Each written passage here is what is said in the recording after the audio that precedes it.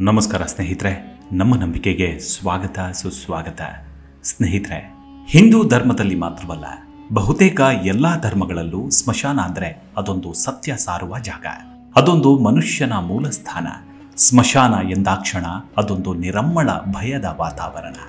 ಭವಬಂಧನದ ಭ್ರಮೆಯಲ್ಲಿರುವಾಗ ಸತ್ಯದ ಅನಾವರಣ ಮಾಡುವ ನೈಜ ಚಿತ್ರಣವಿದ್ದಂತೆ. ನಮ್ಮ ಹಿಂದೂ ಧರ್ಮದಲ್ಲಿ ಸ್ಮಶಾನವನ್ನ ರುದ್ರನಿಗೆ ಅಂದರೆ ಶಿವನ ವಾಸಸ್ಥಾನವೆಂದೇ ಭಾವಿಸ್ತೇವೆ. ಪುರಾಣಗಳು, ಶಾಸ್ತ್ರಗಳು ಸ್ಮಶಾನದ ಕುರಿತಾಗಿ ಹಲವಾರು ವಿಸ್ತೃತ ಕಥಾನಕಗಳನ್ನು ವಿವರಿಸ್ತವೆ. ಆದರೆ ಇಂದಿಗೂ ನಮ್ಮೆಲ್ಲರಿಗೂ ಸ್ಮಶಾನವೆಂದರೆ ಕೇವಲ ಅದೊಂದು ರುದ್ರಭೂಮಿ ಎಂದಷ್ಟೇ ತಿಳಿದುಕೊಂಡಿದ್ದೇವೆ ಬಿಟ್ರೆ, ಸ್ಮಶಾನದ ಮೂಲಾರ್ಥವನ್ನ, ಅದರ ಶಕ್ತಿಯನ್ನ ತಿಳಿದುಕೊಳ್ಳೋ ಗೋಜಿಗೆ ಹೋಗಿಲ್ಲ. ಹಿಂದೂ ಧರ್ಮ ಗ್ರಂಥಗಳಲ್ಲಿ ಸ್ಮಶಾನದ ಸ್ಥಳವನ್ನ ಹೇಗೆ ಆಯ್ಕೆ ಮಾಡಿಕೊಳ್ಬೇಕು ಎಂಬ ವಿವರಗಳನ್ನು ಕೊಡ್ತಾವೆ. ಅದು ಹಳ್ಳಿಯ ಉತ್ತರ ದಿಕ್ಕಿಗಿರಬೇಕು, ಅದರ ನೆಲ ದಕ್ಷಿಣದ ಕಡೆಗೆ ಇಳಿಜಾರಾಗಿರಬೇಕು ಮತ್ತು ನದಿ ಅಥವಾ ಜಲಮೂಲದ ಹತ್ತಿರ ಇದ್ದು ದೂರದಿಂದಲೂ ಯಾರ ಕಣ್ಣಿಗೂ ಕಾಣಿಸಬಾರದು ಎನ್ನುತ್ತೆ. ಸ್ಮಶಾನದಲ್ಲಿ ನೂರಾರು ಅಘೋರಿಗಳು ಹಲವಾರು ಸಾಧನೆಗಳನ್ನು ಮಾಡಿ ಸಿದ್ಧಿ ಪಡೆದುಕೊಳ್ತಾರೆ. ಬುಡುಬುಡಿಕೆ ಹೇಳುವವರು ಕೂಡ ಸ್ಮಶಾನದಲ್ಲೇ ಆರಾಧಿಸಿ ಭವಿಷ್ಯದ ಬಗ್ಗೆ ಜ್ಞಾನ ಪಡಿತಾರೆ. ಹೀಗೆ ಹಲವಾರು ಸಿದ್ಧರು, ಸಾಧಕರು, ಸಂತರು, ತಾಂತ್ರಿಕರು, ಮಹಾನ್ ತಪಸ್ವಿಗಳೆಲ್ಲರಿಗೂ ಮೂಲ ಸ್ಥಾನವೆಂದರೆ ಅದು ಸ್ಮಶಾನ. ಅಷ್ಟಕ್ಕೂ ಸ್ಮಶಾನದ ಕುರಿತಾಗಿ ಉಲ್ಲೇಖಿತವಾದ ಸತ್ಯಾಸತ್ಯತೆಗಳೇನು ಅನ್ನೋದನ್ನು ಇವತ್ತಿನ ಎಪಿಸೋಡ್ನಲ್ಲಿ ತಿಳಿದುಕೊಳ್ತಾ ಹೋಗೋಣ. ಅದಕ್ಕೂ ಮುನ್ನ ನಮ್ಮ ನಂಬಿಕೆಗೆ ನಿಮ್ಮ ಬೆಂಬಲವಿರಲಿ. ಸ್ನೇಹಿತರೆ, ಹಿಂದೂ ಧರ್ಮ ಗ್ರಂಥಗಳ ಪ್ರಕಾರ ಶಿವನನ್ನ ಸ್ಮಶಾನದ ಅಧಿಪತಿ ಎಂದು ಪರಿಗಣಿಸಲಾಗುತ್ತೆ. ಸ್ಮಶಾನ ವಾಸಿನ್ ಎಂದು ಶಿವನನ್ನ ಗುಣವಾಚಕವಾಗಿ ಆರಾಧಿಸಲಾಗ್ತಿದೆ. ಇದರರ್ಥ ಸ್ಮಶಾನದ ನಿವಾಸಿ ಎಂದು. ಸ್ಮಶಾನದಲ್ಲೇ ಕಾಳಿಮಾತೆಯೊಂದಿಗೆ ಶಿವ ನೆಲೆಸಿರ್ತಾನೆ ಎಂದೇ ನಂಬಲಾಗಿದೆ. ಅವರನ್ನ ಕಾಲ ರುದ್ರ ಎಂತಲೂ ವರ್ಣಿಸಲಾಗಿದೆ. ಕಾಲ ಅಂದ್ರೆ ಕಪ್ಪು, ಕತ್ತಲಲ್ಲಿ ವಾಸಿಸುವವನೆಂದು ಕರೆಯುವುದಿದೆ. ಶಿವನ ದೇಹ ಶವ ಸುಟ್ಟ ನಂತರದ ಬೂದಿಯಿಂದ ಆವೃತವಾಗಿದೆ.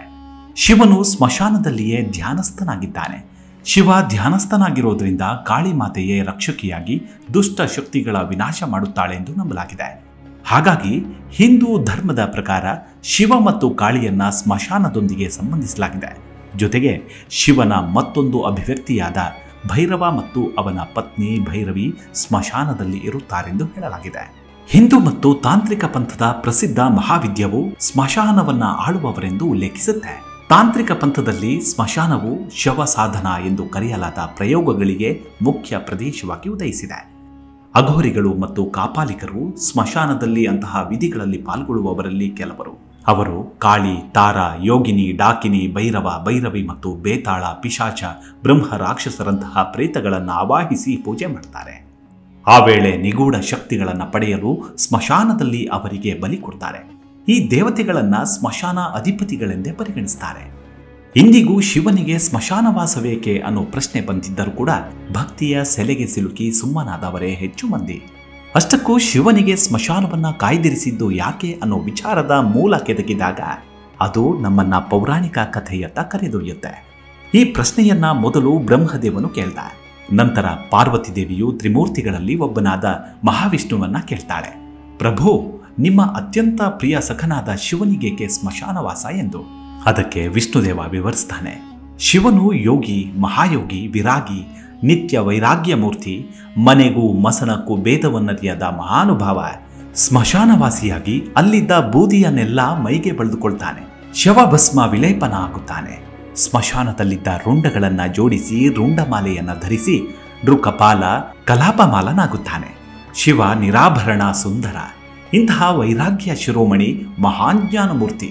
ಹಾಗಾಗಿ ಶಿವನಿಗೆ ಸ್ಮಶಾನವೇ ಭೂಷಣ ಎನ್ನುತ್ತಾನೆ ಶ್ರೀ ವಿಷ್ಣು ಪರಮಾತ್ಮ. ಹೀಗೆ ಶಿವನು ಮೈಗೆ ಬಳಿದುಕೊಳ್ಳುವ ವಿಭೂತಿ ಮಹಿಮೆಯನ್ನ ಬಲ್ಲವರೆಷ್ಟು ಜನ. ವಿಭೂತಿ ಎಂದರೆ ಅರ್ಥವಾದರೂ ಏನು? ವಿಭೂತಿ ಎನ್ನುವುದೊಂದು ಸಂಸ್ಕೃತದ ಪದ. ವಿಭೂತಿ ಎಂದರೆ ಐಶ್ವರ್ಯ. ವಿರಾಟ ಭೂತಿ ವಿಭೂತಿ ಎಂದು ಹೇಳುತ್ತೆ. ಈ ಐಶ್ವರ್ಯ ಯಾರಿಗೆ ಬೇಡ? ವಿಭೂತಿ ವಿಷಯದಲ್ಲಿ ಒಂದು ಸ್ವಾರಸ್ಯವಾದ ಕಥೆ ಇದೆ. ಒಮ್ಮೆ ತಾಯಿ ಪಾರ್ವತಿ ದೇವಿಗೆ ಲಕ್ಷ್ಮೀ ಸರಸ್ವತಿಯರಂತೆ ತಾನು ಕೂಡ ಮೈ ತುಂಬ ಒಡವೆ ಹಾಕಿಕೊಳ್ಬೇಕೆನಿಸುತ್ತೆ. ಒಡವೆ ಬೇಕಾದ್ರೆ ಗಂಡನನ್ನ ತಾನೇ ಕೇಳಬೇಕು.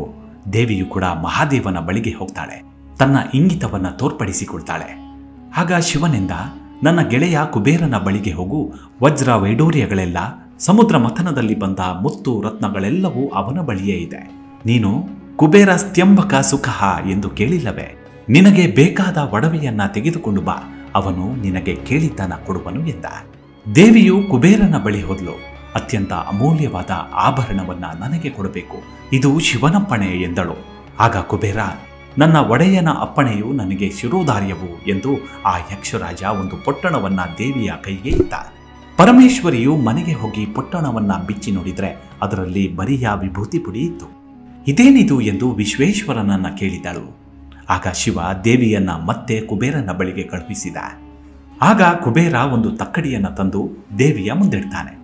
ನಾನು ಅತ್ಯಂತ ಅಮೂಲ್ಯವಾದುದನ್ನೇ ಕೊಟ್ಟಿರುವೆನಲ್ಲ ತಾಯಿ ಎಂದು ಒಂದು ತಕ್ಕಡಿಯಲ್ಲಿ ತನ್ನಲ್ಲಿದ್ದ ವಜ್ರ, ವೈಡೂರ್ಯ ಮತ್ತು ರತ್ನಗಳನ್ನೆಲ್ಲ ತುಂಬಿಸಿದ. ಎಷ್ಟು ಹಾಕಿದ್ರೂ ಕೂಡ, ಏನು ಹಾಕಿದ್ರೂ ಕೂಡ ವಿಭೂತಿ ತಕ್ಕಡಿ ಮೇಲೇಳಲಿಲ್ಲ. ನೋಡಿದಿರ ತಾಯಿ, ನಾನು ನಿಮಗೆ ಅತ್ಯಂತ ಅಮೂಲ್ಯವಾದುದನ್ನೇ ಕೊಟ್ಟೆನೆಂದು ಈಗಲಾದರೂ ನಂಬಿಕೆ ಬಂತೆ ಎಂದು ಕುಬೇರನು ವಿಭೂತಿಯ ಮಹಿಮೆಯನ್ನ ವಿಸ್ತಾರವಾಗಿ ಹೇಳಿದ. ತದನಂತರವೇ ಪಾರ್ವತಿ ದೇವಿ ವಿಭೂತಿಯನ್ನ ಭಕ್ತಿಯಿಂದ ಧರಿಸ್ತಾಳೆ. ಹೀಗೆ ಶಿವ ಎಂದರೆ ಶುಭ, ಮಂಗಳ ಎಂದರ್ಥ. ರುಂಡಗಳು, ಸ್ಮಶಾನ ಬೂದಿ ಇವು ಕೂಡ ಮಂಗಳಕರವೇ. ಇವೆಲ್ಲವೂ ಕೂಡ ಶಿವ ಸ್ಪರ್ಶದಿಂದ ಶುಭಕರವಾಗುವುದೇ ಹೊರತು ಶಿವನು ಅಶುದ್ಧನಾಗುವುದಿಲ್ಲ. ಅಗ್ನಿಯಲ್ಲಿ ಅಶುದ್ಧವಾದ ವಸ್ತುವನ್ನು ಹಾಕಿದರೆ ಆ ವಸ್ತುವು ಪರಿಶುದ್ಧವಾಗುವುದೇ ಹೊರತು ಪವಿತ್ರನಾದ ಅಗ್ನಿಯು ಕೆಡುವನೇ. ಇಂದ್ರಿಯಗಳು ಲಯವಾಗುವ ಸ್ಥಳವೇ ಸ್ಮಶಾನ. ಇಂದ್ರಿಯಗಳು ಲಯಗೊಳಿಸಲ್ಪಟ್ಟ ಮೇಲೆ ಏರ್ಪಡುವ ಸ್ಥಿತಿಯೇ ಸಮಾಧಿ ಸ್ಥಿತಿ. ಮಹಾದೇವನು ಇರುವುದಾದರೂ ಸದಾ ಸಮಾಧಿ ಸ್ಥಿತಿಯಲ್ಲಿ. ಆದ್ದರಿಂದ ಶಿವನಿಗೆ ಧ್ಯಾನಕ್ಕೆ, ಸಮಾಧಿ ಸ್ಥಿತಿಗೆ ಅನುಕೂಲಕರವಾದ ಸ್ಥಳವೇ ಸ್ಮಶಾನ. ಶಿವನ ಸ್ಮಶಾನವಾಸಕ್ಕೆ ಇನ್ನೊಂದು ಕಾರಣ ಅಂದರೆ ಶಿವನಿಗಿರುವ ಲೋಕಕರುಣೆ. ಭೂತ, ಪ್ರೇತ, ಪಿಶಾಚಿಗಳಿರುವುದು ಸ್ಮಶಾನದಲ್ಲಿಯೇ. ಭೂತವೆಂದರೆ ಮಿತಿಯಲ್ಲಿ ವಾಸಿಸುವ ಅಥವಾ ಇರುವ ಜೀವಿ. ಪ್ರೇತವೆಂದರೆ ಮಿತಿ ಇಲ್ಲದ ಜೀವಿ. ಭೂತ, ಪ್ರೇತ, ಪಿಶಾಚಿಗಳಿಗೆಲ್ಲ ಶಿವನೇ ಒಡೆಯ. ಅವರನ್ನೆಲ್ಲ ಕಾಪಾಡುವವನು ಶಿವನೇ. ಅವುಗಳನ್ನು ಕಾಪಾಡುವ ಭಾರವನ್ನು ವಹಿಸಿಕೊಂಡವನು ಕೂಡ ಶಿವನೇ. ರಾತ್ರಿಯೆಲ್ಲ ಸ್ಮಶಾನದಲ್ಲಿ ತಿರುಗುತ್ತಾನೆ. ಹಾಗೆಂದರೆ ಅವನು ನಿಶಾಚಾರ, ರಾಕ್ಷಸ ಎಂದಲ್ಲ. ರಾತ್ರಿ ಸೌಮ್ಯವಾಗಿ ತಣ್ಣಗಿರುವ ದಿನದ ಭಾಗ. ರಾತ್ರಿ ತಾಯಿಯಂತೆ ಬೆಳಗಿನಲ್ಲಿ ಸೂರ್ಯನ ಬಿಸಿಲಿನಲ್ಲಿ ಅಲೆದಾಡಿ ಕಷ್ಟಪಟ್ಟು ಕೆಲಸ ಮಾಡುವ ಜೀವಿಯನ್ನ ರಾತ್ರಿ ಹೊತ್ತಲ್ಲಿ ತಾಯಿಯಂತೆ ಮೈದಡವಿ ಜೋಗುಳ ಹಾಡಿ ಮಗುವಿಗೆ ನಿದ್ರೆ ಬರುವಂತೆ ಮಾಡ್ತಾಳೆ. ಅದು ಅಲ್ಲದೆ ಶ್ರೀ ಸಾಮಾನ್ಯರ ನಂಬಿಕೆಯ ಪ್ರಕಾರ ಪ್ರೇತ, ಪಿಶಾಚಿಗಳು ರಾತ್ರಿಯ ಕಾಲದಲ್ಲಿಯೇ ತಮ್ಮ ಕಾರ್ಯಕ್ರಮಗಳನ್ನು ಆರಂಭಿಸ್ತವೆ. ಇಂತಹ ಪ್ರೇತ, ಪಿಶಾಚಿಗಳು ಸ್ಮಶಾನವನ್ನ ಬಿಟ್ಟು ಮನೆಗಳೊಳಗೆ ನುಗ್ಗಿ ಸಾತ್ವಿಕರನ್ನ ರೋಗ ರುಜಿನ, ಮಾನಸಿಕ ವ್ಯಾಧಿ ಕೇಶಗಳ ಮೂಲಕ ಕಾಡದಂತೆ ಶಿವನು ಸ್ಮಶಾನವಾಸಿಯಾಗಿ ಅವುಗಳ ಉಪಟಳವನ್ನ ತಡೆದಿಡುತ್ತಾನೆ ಎಂದು ಹಿಂದೂ ಪುರಾಣ ಗ್ರಂಥಗಳು ಉಲ್ಲೇಖಿಸ್ತವೆ. ಶಿವನಿಗೆ ಮನುಷ್ಯರೂ ಪಿಶಾಚಿಯೂ ಒಂದೇ, ಮನೆಯೂ ಒಂದೇ, ಮಸಣವೂ ಒಂದೇ. ಅದನ್ನೇ ಯೋ ಸರ್ವತ್ರ ಸಮಂ ಪಶ್ಯತಿ ಸಪಂಡಿತ ಎಂದು ವಿವರಿಸುತ್ತೆ. ಅಂದರೆ ಶಿವನು ಪಂಡಿತನು, ಮಹಾಪಂಡಿತನು, ಮಹಾಪಂಡಿತನು ಎಂದು. ಇಂಥ ಪಂಡಿತ ವರೇಣ್ಯನನ್ನು, ಯೋಗಿರಾಜನನ್ನು, ವೈರಾಗ್ಯ ಚಕ್ರವರ್ತಿಯನ್ನು, ಸರ್ವಮಂಗಳ ರೂಪವನ್ನು, ಸರ್ವಮಂಗಳ ಕಾರಕನನ್ನು ಸ್ಮಶಾನವಾಸಿ ಎಂದು, ರುಂಡಮಾಲಾಧರನೆಂದು, ವಿಭೂತಿಭೂಷಿತನೆಂದು ವೇದಗಳು ವಿವರಿಸುತ್ತವೆ. ಮನುಷ್ಯರ ಕಣ್ಣಿಗೆ ಕಾಣುವ ಪರಮ ಸತ್ಯವೇ ಸ್ಮಶಾನ. ಸ್ಮಶಾನವಾಸಿಯೇ ರುದ್ರ. ಅವನೇ ಅಂತಿಮ ಸತ್ಯವೆನ್ನುವುದು ನಾನಾ ಧರ್ಮೀಯರ ಒಮ್ಮತ. ಇಲ್ಲಿ ಧರ್ಮಶಾಸ್ತ್ರ ಸಂಪ್ರದಾಯಗಳನ್ನು ಮೀರಿದರೆ ಅದೊಂದು ಕರ್ಮಾದಿ ಫಲಗಳ ಯಾತ್ರೆಯಷ್ಟೇ. ನನಗೆ ತಿಳಿದಿದ್ದು ಸತ್ಯ, ನಿನಗೆ ತಿಳಿದಿರುವುದು ಸತ್ಯ. ಇವೆರಡರ ಮೂಲ ಸ್ಥಾನವೇ ಶೂನ್ಯ ಸ್ಥಿತಿ. ಎಂದರೆ ಸಮಾಧಿಯಲ್ಲಿ ಎರಡು ವಿಧ. ಒಂದು ಜೀವಂತ ಸಮಾಧಿ, ಮತ್ತೊಂದು ನಿರ್ಜೀವ ಸಮಾಧಿ. ಈ ನೈಜ ಸ್ಥಿತಿಯನ್ನ ಕಂಡುಕೊಂಡವರು ತಮ್ಮ ಬದುಕಿನುದ್ದಕ್ಕೂ ಮೌನದ ಪಿಸು ಮಾತಿಗೆ ಉತ್ತರವಾಗ್ತಾ ಹೋಗ್ತಾರೆ. ಅದುವೇ ನಮ್ಮೆದೆಯಾಳದಲ್ಲಿರುವ ಸ್ಮಶಾನ. ಅಲ್ಲಿ ಉತ್ತರ ಮಾತ್ರ, ಅಲ್ಲಿ ಸತ್ಯದ ಸಂಚಾರ ಮಾತ್ರ. ಇವಿಷ್ಟು ಸ್ಮಶಾನದ ಕುರಿತಾದ ಸಣ್ಣದಾದ ಮಾಹಿತಿ. ಮುಂದಿನ ಎಪಿಸೋಡ್ನಲ್ಲಿ ಮತ್ತೆ ಸಿಗೋಣ. ಅಲ್ಲಿವರೆಗೂ ನಿಮ್ಮ ಆರೋಗ್ಯದ ಕಡೆ ಗಮನವಿರಲಿ. Take care. ನಮಸ್ಕಾರ.